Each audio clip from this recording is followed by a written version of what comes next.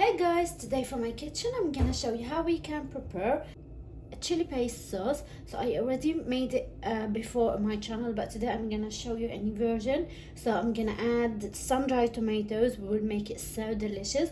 So first we're gonna go through the ingredients. We need chili flakes, dry chili flakes. We need 1 garlic. We need 2 tablespoons of apple cider vinegar, and we need 2 tablespoons of balsamic vinegar. We need around 5 tablespoons of extra virgin olive oil. For the spices, we need paprika, 1 tablespoon. We need 1 teaspoon of 7 spices, and we need a little bit of black pepper as well.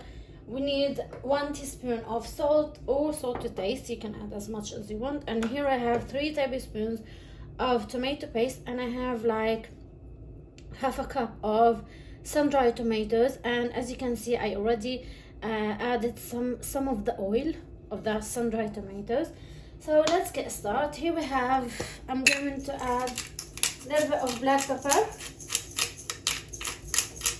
Okay, so we're going to add all the liquid ingredients. Here we added 2 kinds of vinegar. You can just add any vinegar that you want, it doesn't matter. So we added the garlic, and here I'm going to add the sun-dried tomatoes with the tomato paste. I'm gonna add the spices with the salt, and I'm going to add some of the olive oil. So as I said, like 5 tablespoons. And I'm going to add the chili flakes, and through the blender I'm going to mix them very good. Stay away from them. Okay, and then I'm going to add 1 small cup of water. Here we go, guys. This is the chili paste is ready now.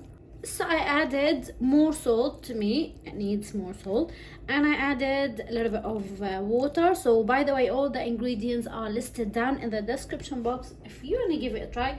So I'm going to put them here or store them here in this container. So the best to leave them in a glass container, and that goes in the fridge, and it could stay, you know, up to 1 year in the fridge, not outside. Wherever chili end up from my kitchen, so I have to remake it again. That's so pasty. Cool. Here we go. You can add a little bit of olive oil on top, but I'm gonna leave it like so, and as I said, store it in the fridge. And guys, I hope you enjoy watching this video. Please leave a like and subscribe for more videos. Thanks for watching. See you soon. Bye.